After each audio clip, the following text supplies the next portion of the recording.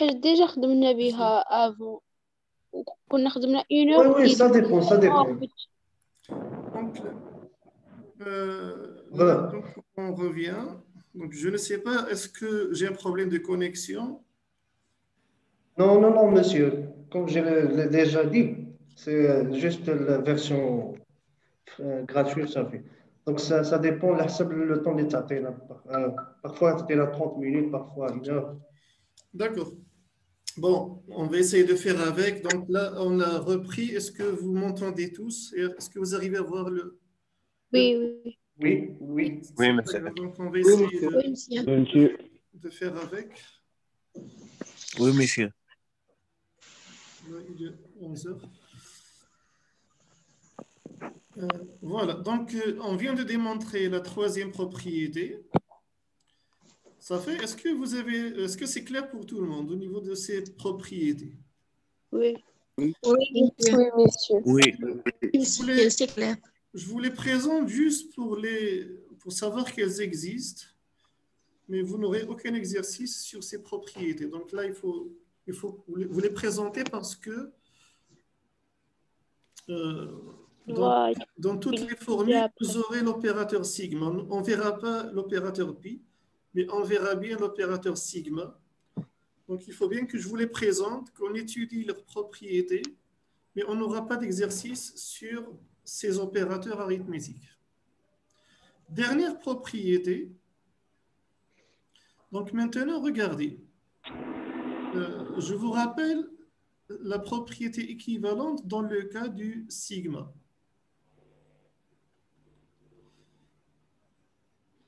La première propriété de sigma. Lorsque toutes les modalités xi ont été multipliées par la même constante a, est-ce qu'on a dit? On a le droit de factoriser par a. La constante a était à l'intérieur de la somme, on a le droit de la mettre à l'extérieur. Et on a démontré cette propriété et on a vu qu'il s'agissait simplement d'une factorisation. Maintenant, ça c'est lorsqu'il s'agit d'une somme de xi et que les xi ont été multipliés par a. Lorsqu'il s'agit d'un produit, qu'est-ce qui va se passer? Donc, c'est notre quatrième propriété. Si toutes les variables xi, si toutes les modalités xi ont été multipliées par a, et on calcule le produit, je n'ai plus une somme, mais j'ai un produit. Quel est le résultat? Ben, lorsqu'il s'agissait d'une somme, on a simplement mis le a à l'extérieur. Mais lorsqu'il s'agit d'un produit, il ne suffit pas de mettre le a à l'extérieur, il faut le mettre à l'extérieur, mais en puissance, à la puissance k. Démonstration, d'où ça vient? Donc tout est démontrable. D'où ça vient? On part du membre gauche et on va l'écrire de manière détaillée. Donc le produit des AXI avec I qui va de 1 jusqu'à K. Donc tout ce qui ne change pas, on le maintient. Puisqu'on a maintenu AX, c'est qu'il ne changeait pas. Madame حفظنا AX, il ne كانوش كيتغيروا. Donc on doit les réécrire AX, AX, AX. Et qu'est-ce qui change? C'est simplement l'indice de la variable X, l'indice I. Donc il prend ses valeurs de 1 jusqu'à K. Donc l'indice de la variable X prend la valeur 1, puis la valeur 2, puis la valeur K.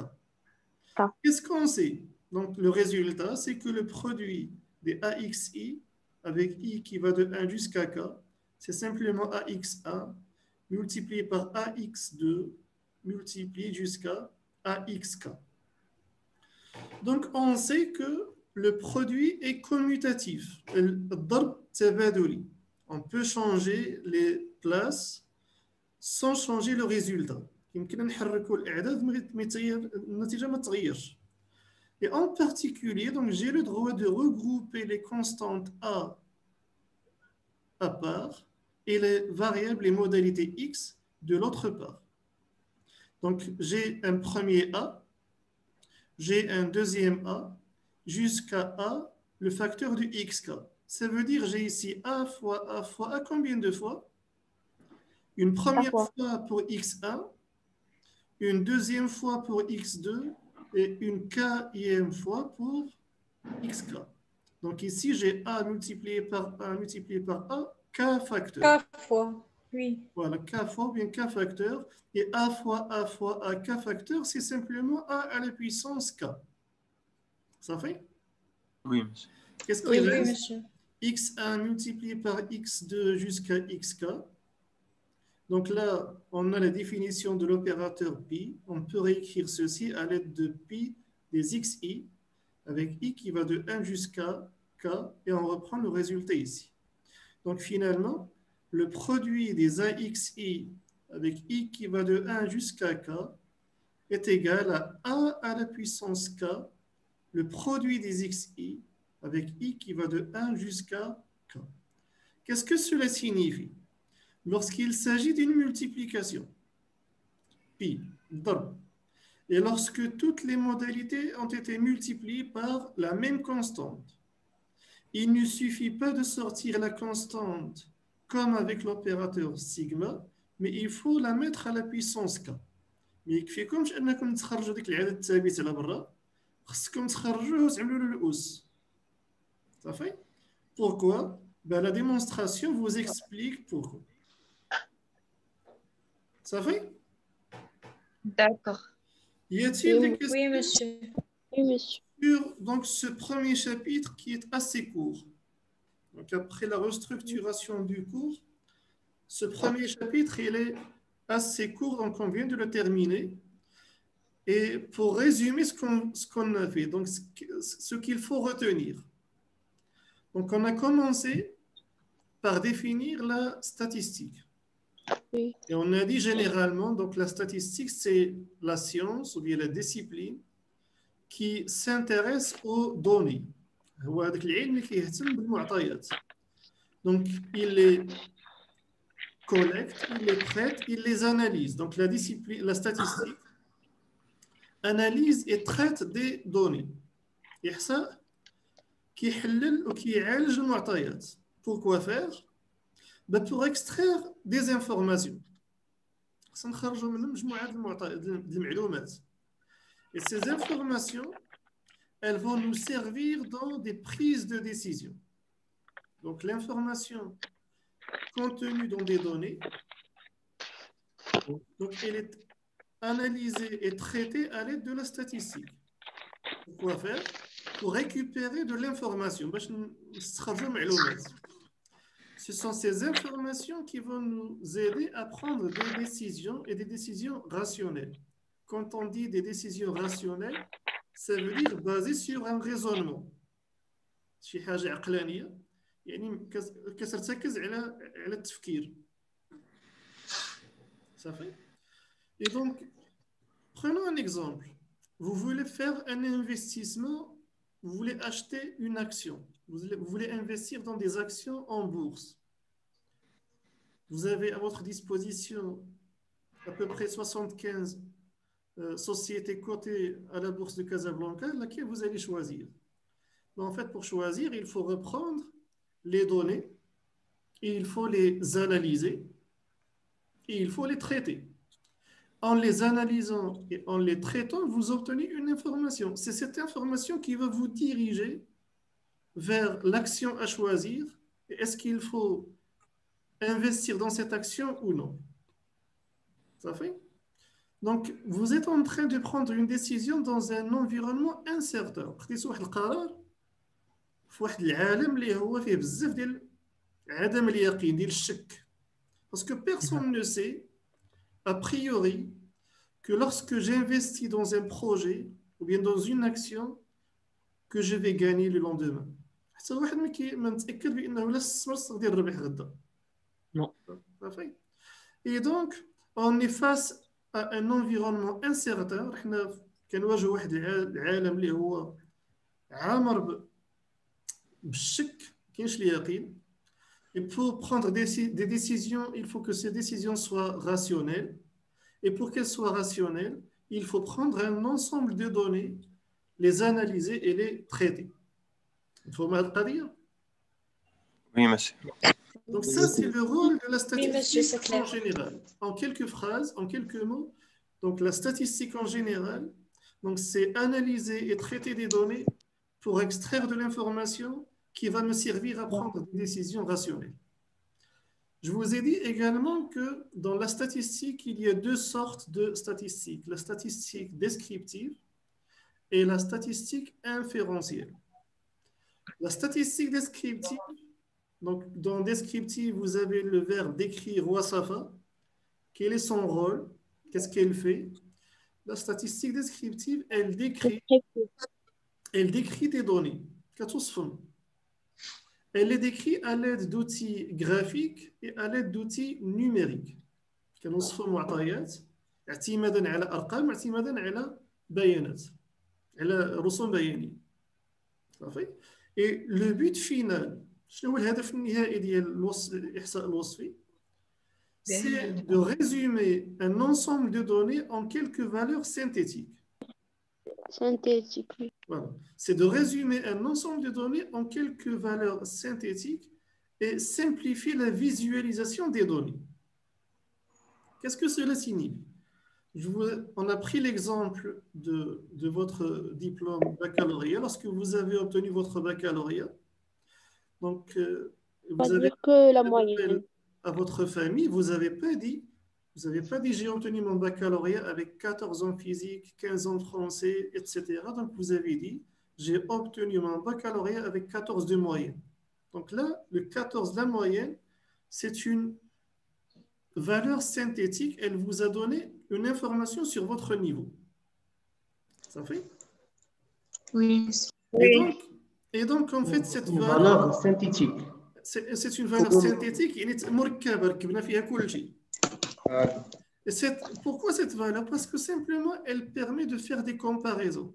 Lorsque vous postulez pour des concours, on va classer vos dossiers sur la base des moyennes obtenues. Donc, celui qui a 14 de moyenne, il a un niveau supérieur par rapport à celui qui a un bac avec 11 de moyenne. Donc, cette valeur synthétique, elle nous simplifie la comparaison. Ça fait? Donc, si vous regardez par exemple l'évolution, le graphique que je vous ai montré la première fois, donc le graphique sur le taux de change, donc, ou bien sur les nouveaux cas contaminés par le Covid, ben, la statistique descriptive nous a permis de tracer ce graphique. Et qu'est-ce que vous remarquez? Grâce à ce graphique, vous observez l'évolution de manière très simple des cas contaminés. Grâce à un graphique, comme on dit, une image vaut 1000 mots. الصورة تعادل 1000 كلمة. أو كما كنقولوا حنا الصورة غنية عن أي تعبير. Donc parfois il est plus simple de présenter l'information sous forme d'une image que sous forme d'un texte. بعض المرات المعلومة سهلة نعطيوها على شكل صورة ملي نعطيوها على شكل نص. Donc ça c'est l'objectif de la statistique descriptive. En général, il est impossible de travailler sur toute la population. Donc, on se limite à un échantillon représentatif. Donc, on prélève un échantillon, on l'étudie grâce aux outils de la statistique descriptive et les résultats obtenus sont généralisés à l'ensemble de la population à l'aide de la statistique inférentielle. Donc, la deuxième branche de la statistique. Donc, la statistique inférentielle, qu'est-ce qu'elle fait? Elle généralise, elle extrapole, elle infère les propriétés d'un échantillon, les conclusions tirées sur un échantillon à la population tout entière. Exemple. Maintenant, on parle des vaccins Covid. Et on dit que ces vaccins, ils sont efficaces, certains à 90%. Comment on a obtenu ce résultat? En fait, est-ce qu'on a essayé ce vaccin sur tout le monde? Ceci est impossible. Non, seulement des échantillons. Voilà, donc on a essayé ces vaccins sur des échantillons. La conclusion, c'est que sur 100 individus, 80% ont bien réagi au vaccin. Ils sont guéris grâce au vaccin. على 100 ديال الناس 90 براو. Et donc on dit que ce vaccin il est efficace à 90%. Maintenant si on vaccine tous les Marocains, ça veut dire en fait que 90% des Marocains vont guérir grâce à ce vaccin. Oui. Donc ça, c'est le rôle de la statistique. Ça, c'était la partie introductive. Ensuite, dans le premier chapitre, nous avons commencé par une terminologie statistique et on a commencé par celle de population. Et on a dit une population, c'est un ensemble d'éléments. Et on a précisé que la population au sens statistique, elle est plus générale que la population au sens démographique. Au sens démographique, une population, sakina, c'est un ensemble d'êtres humains. Nas, bashar. Par contre, en statistique, donc une population, c'est un ensemble d'objets. Ça peut être un ensemble d'êtres vivants, des hommes, des animaux, des arbres, etc., des objets. Ça peut être des objets matériels ou immatériels. Donc les objets matériels comme les voitures, les immeubles, les montagnes, etc. Et les objets immatériels, le taux de change, le prix d'une action, le PIB d'un pays, etc.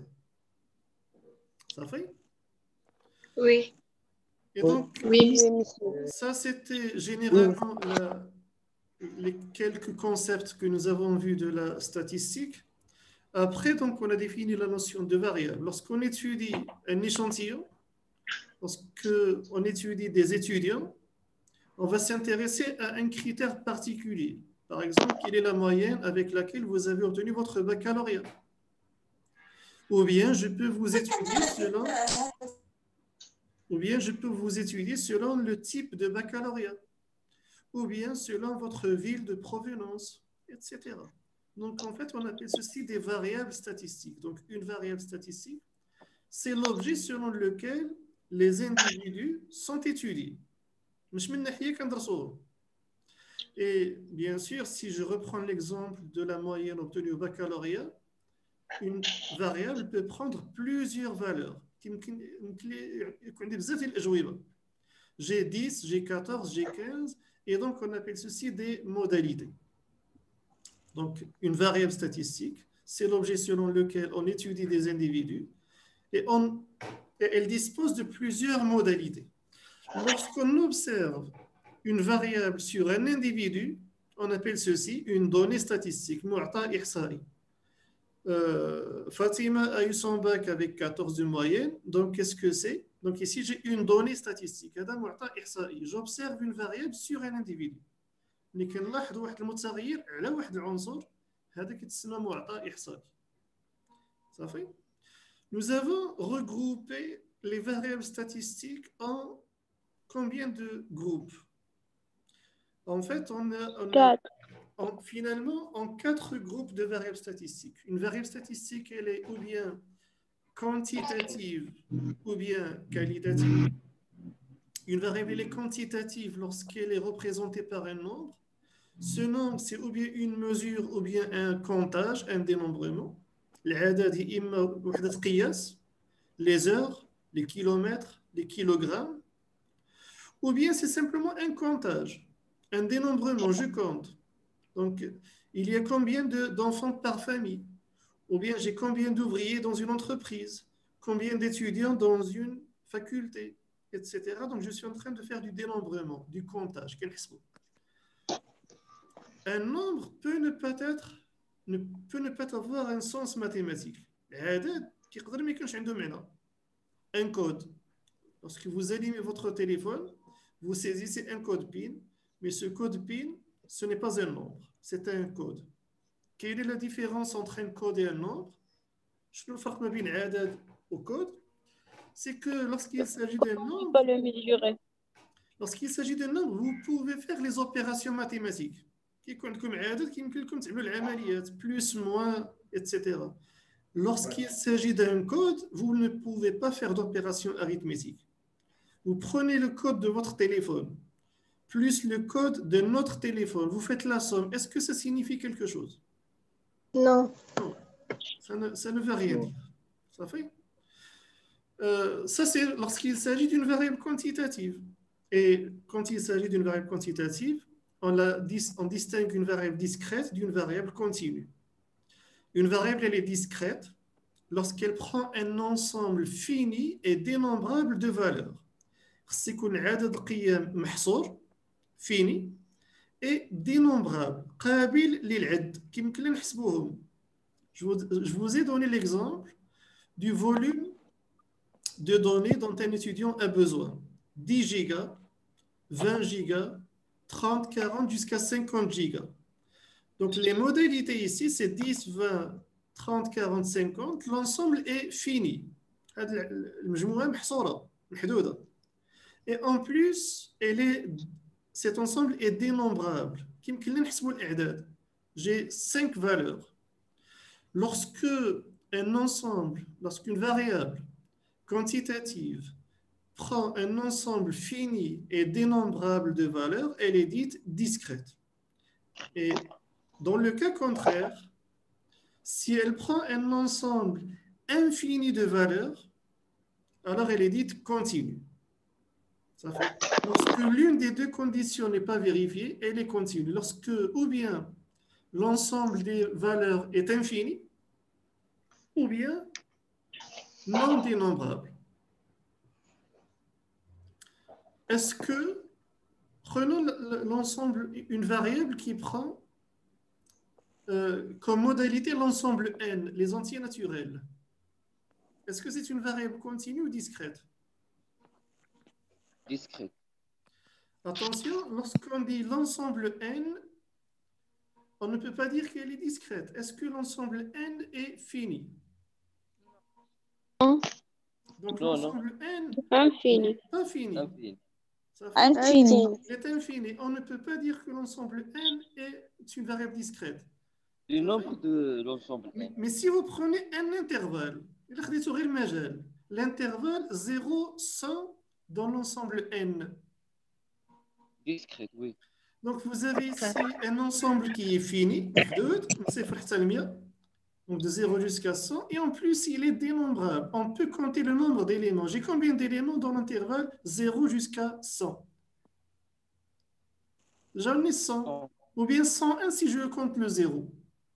Donc ici, les éléments sont dénombrables, on peut les compter. Et donc la variable, elle est discrète. Ça fait?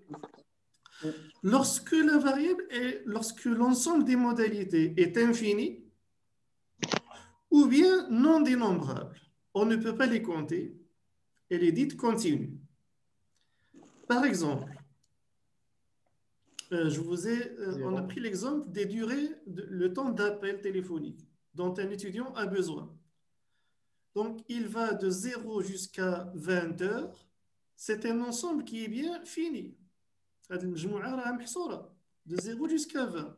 Mais est-ce qu'on peut compter le nombre de valeurs que j'ai dans cet intervalle? Non. Donc, il est indénombrable. Et lorsqu'il s'agit, donc j'ai un nombre d'éléments non dénombrables, c'est une valeur qui n'est pas discrète, elle est donc continue. Ça fait? On verra ça sur des exercices pour avoir la différence. Donc là, retenez juste les définitions. Et lorsqu'il s'agit d'une variable qui est continue, puisqu'elle prend un nombre non dénombrable de valeurs, on va les regrouper dans des classes. On a dit qu'une classe, c'est un intervalle semi-fermé ou bien semi-ouvert, c'est la même chose, caractérisé par deux choses. Donc, un intervalle, donc une classe, est caractérisée par son amplitude. Donc, pour calculer l'amplitude, on prend la valeur, la borne supérieure de la classe moins la borne inférieure. Et une classe est également caractérisée par son centre, le markaz. Et pour calculer le centre, on calcule la somme des bornes, la borne supérieure. Voilà, plus la borne inférieure, plus la borne supérieure, le tout divisé par 2, on obtient le centre.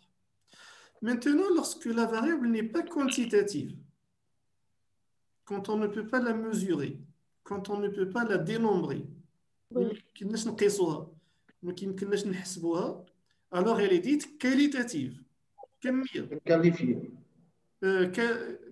On ne peut pas la quantifier ما يمكنناش نقيموها elle est dite qualifiée une variable qualitative يعني نوعية Oui. أو كيفية. Et donc, là encore, on distingue deux sortes de variables qualitatives. Lorsqu'on peut établir un ordre dans les modalités, de manière universelle et unique, alors elle est ordinale, ترتيبية. Nous avons pris l'exemple du niveau d'études. Le niveau bac plus 8 est supérieur au niveau bac plus 5, lui-même supérieur au niveau bac plus 3, qui est supérieur au niveau bac plus 2. Et personne ne dira le contraire, c'est un classement universel unique. الترتيب كاين غير واحد كلشي متفق عليه donc la variable elle est ordinale.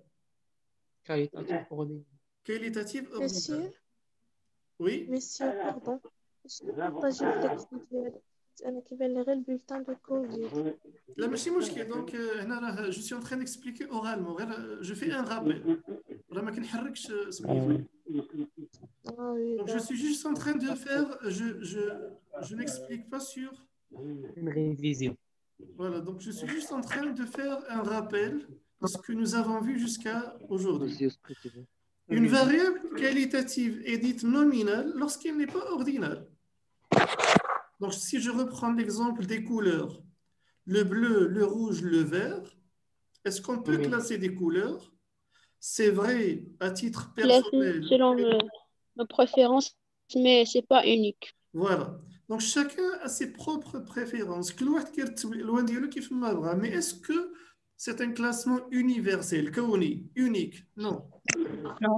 Donc dans ce cas-là, la variable elle est dite nominale. Attention, la distinction entre ces différents types de variables n'est pas toujours facile.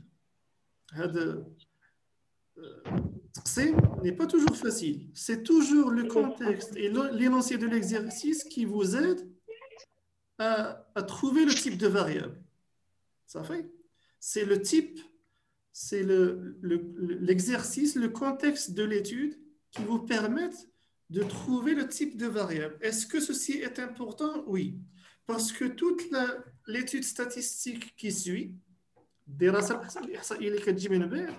elle dépend de la nature de la variable considérée.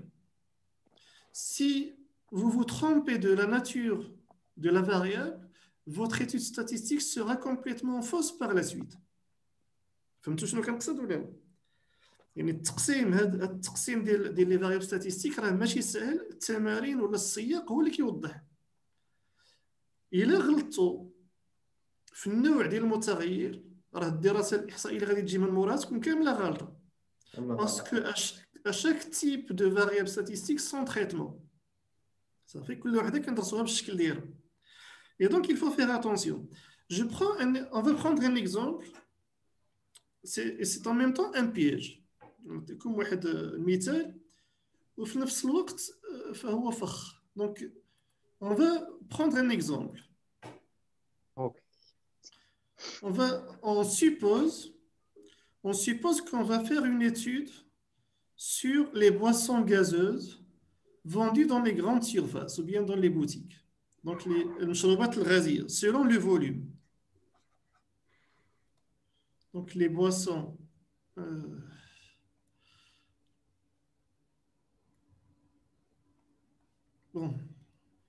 les boissons gazeuses. Vous m'excuserez pour l'écriture, donc. Pas de souci. Les boissons gazeuses. المشروبات الغازية. Oui.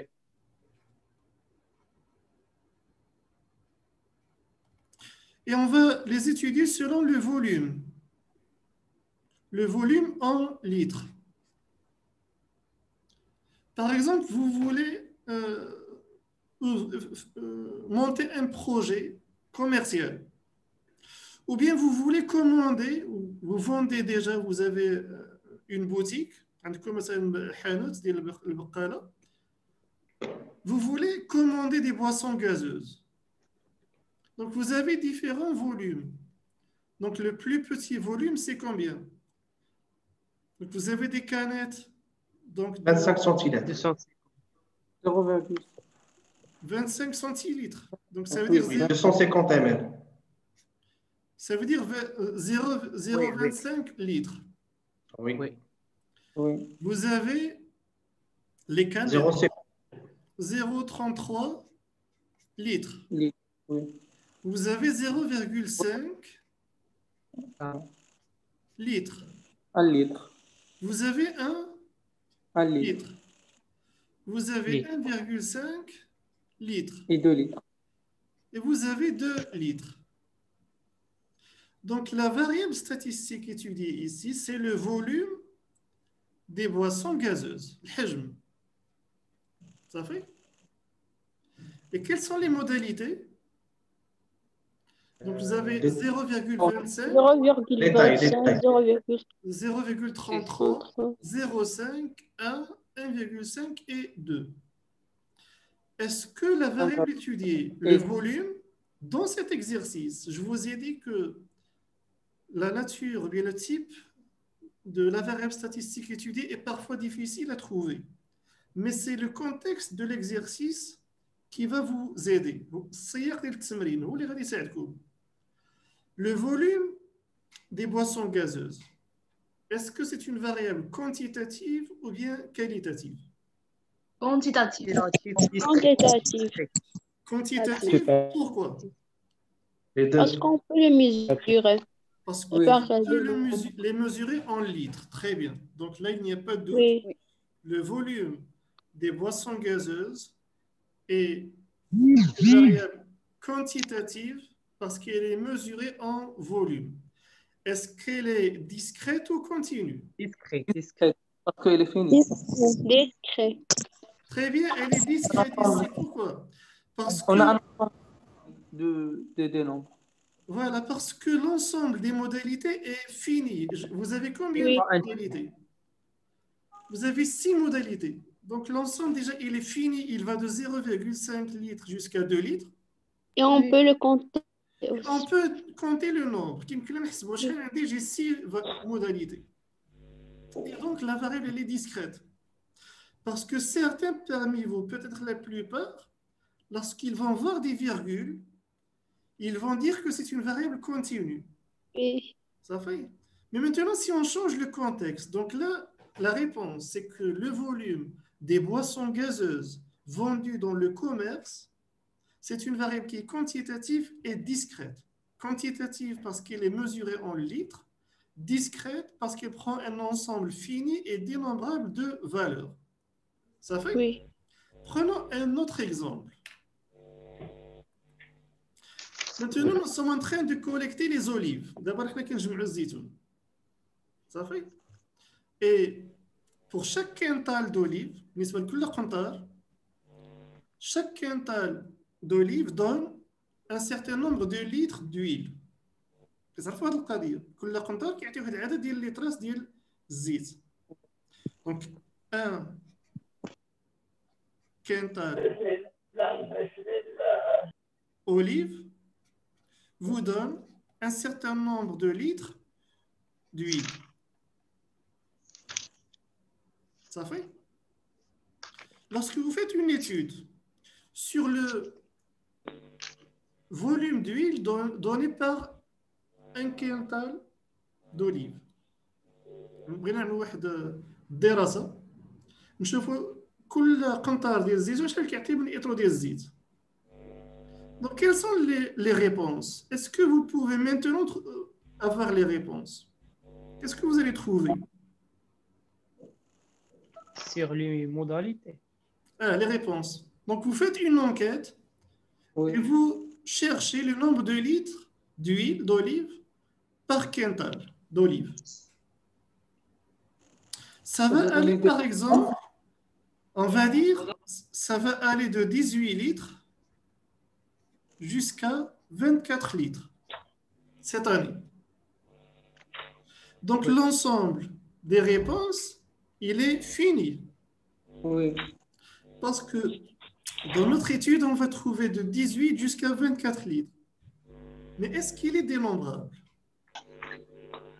Vous Non. avez combien de valeurs entre 18 et 24?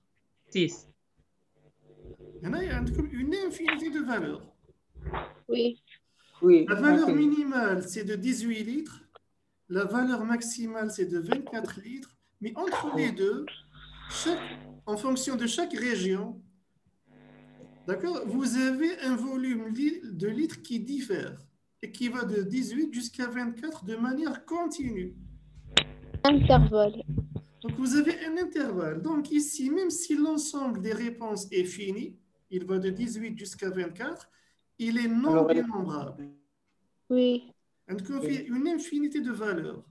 Ça fait? Et donc, regardez, le volume en litres lorsqu'il s'agissait de boissons gazeuses. On a dit que c'est une variable qui est discrète. Oui. Et lorsqu'il s'agit de volume d'huile, on a dit qu'elle est continue. Continue, oui. Et donc, maintenant, qu'est-ce qu'il faut comprendre? C'est le contexte de l'étude. C'est l'exercice qui va vous guider dans la réponse Dépend de chaque concernant exercice. le type de variable. Ça fait? Et donc, en général, en examen et dans les exercices, l'énoncé est suffisamment clair pour que la variable soit évidente. Ça fait?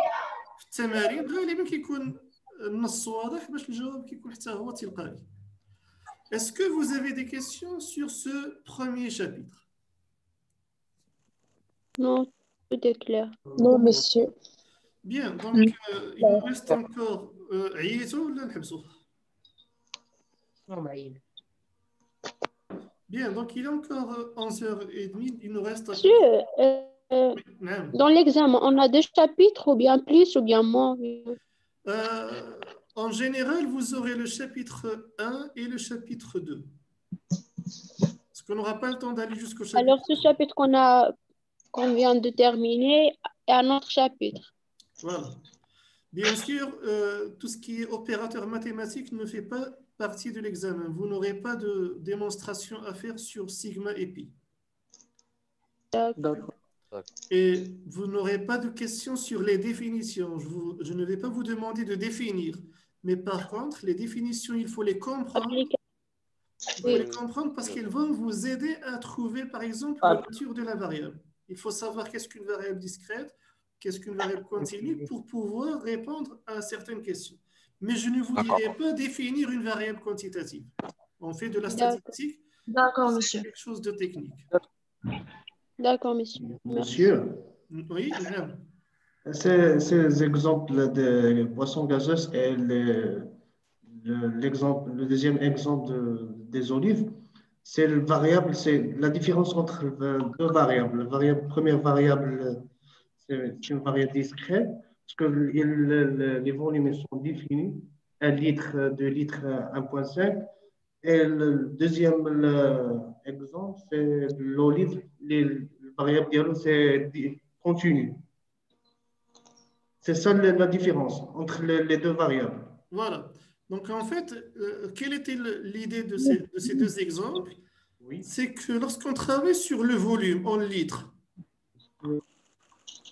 en fait, c'est le contexte qui va vous dire est-ce que c'est une variable quantitative discrète ou bien continue. On sait que le litre, déjà, c'est une variable qui est quantitative parce qu'on mesure un litre. Mais est-ce que c'est une variable discrète ou bien continue? C'est l'exercice qui va vous aider. Est-ce que dans le commerce, vous avez des boissons gazeuses de 3 litres ou bien de 20 litres? Non.